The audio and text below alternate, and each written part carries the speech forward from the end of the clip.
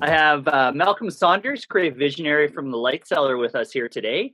Malcolm, can you tell us a little bit about the Cellar? Yeah, for sure. This is a little superfood shop. It's kind of a purpose-driven, community-building, centered-oriented business that I've been running for about 10 years. Started out of my basement, and it's a place where people can learn how to craft as well as find their own food and medicine. That's awesome.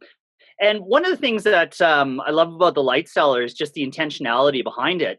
And I thought you'd be a perfect candidate on the show to help us uncover what is a conscious brand. So Malcolm, I'll ask you, in your experience of 10 years in business and all that you've been doing, how would you define a conscious brand?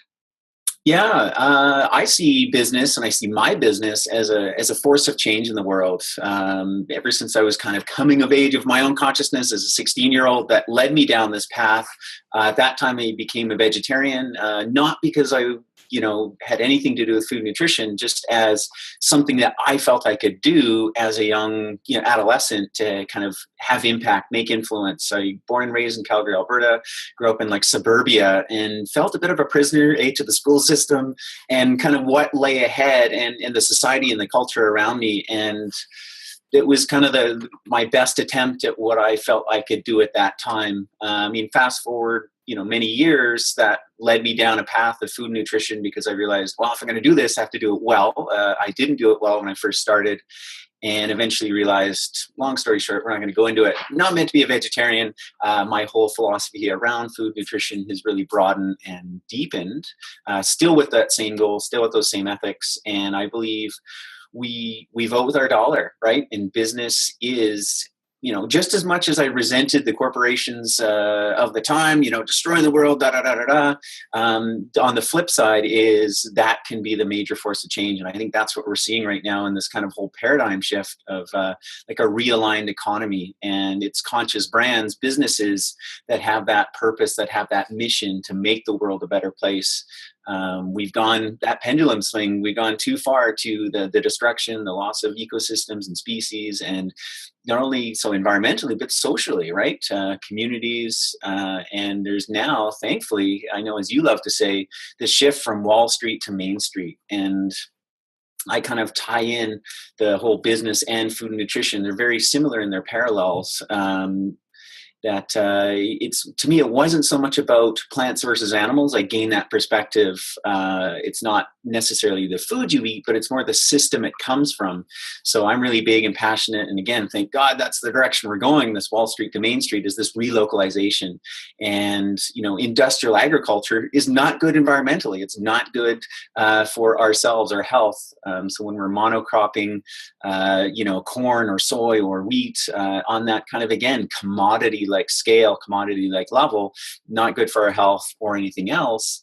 But there's this resurgence of local farmers markets, heirloom, and that it's all interrelated.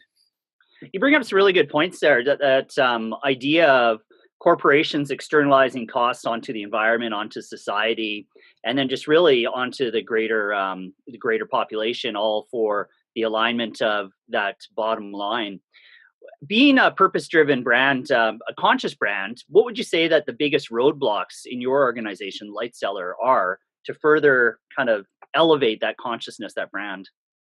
Well, I can say personally, some of the biggest roadblocks is just trying to figure it all out, how to develop oneself, develop an organization with so many ideals. And because when you're an entrepreneur, there is no roadmap, there is no kind of manual to do it. So you just got to figure it out, because the status quo has always been more that kind of like top down. Even our schooling system is born out of the industrial revolution, of which are the predominant management style is as well. And that's kind of the default to flow into that. So I've had a lot of struggles in terms of my expertise is food and nutrition. It hasn't been running a business, but I've been developing that and trying to learn. And gratefully, there are a lot of great resources like your company and Conscious Brands to help entrepreneurs, to help other businesses bring that on board, to get the team on board, to align everything up, right? Because the product, the service I offer is in that alignment, but how I operate and how I'm structured, I want that to be just as aligned and just as conscious. And I found that to be a struggle of how to achieve that, right? And I've read the books, I go to seminars, I do what I can, and that's been one of my struggles. Yeah. So there's this one idea that you can't be a organization can't be any more conscious than its leadership. So, what would you say? What type of leadership is required for a conscious brand? I think it's really caring and showing up for all your stakeholders. So obviously, customer first, right? I mean, I think there's a good movement. There's inspiration from like Zappos, like wow experiences.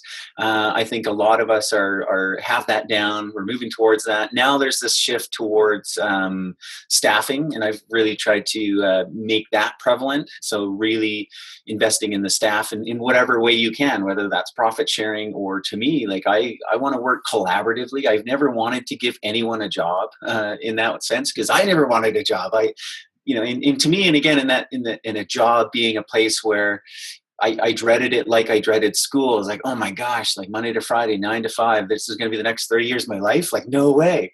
And that's why I chose a different path. And I want to empower people that are coming into my organization to follow their dreams. And even if that means it's unlikely, and I definitely hold space for the very few that are going to stick with me, 5 years, 10 years, 15 years, whatever that term is. Like, I love those people, and I want to work with them.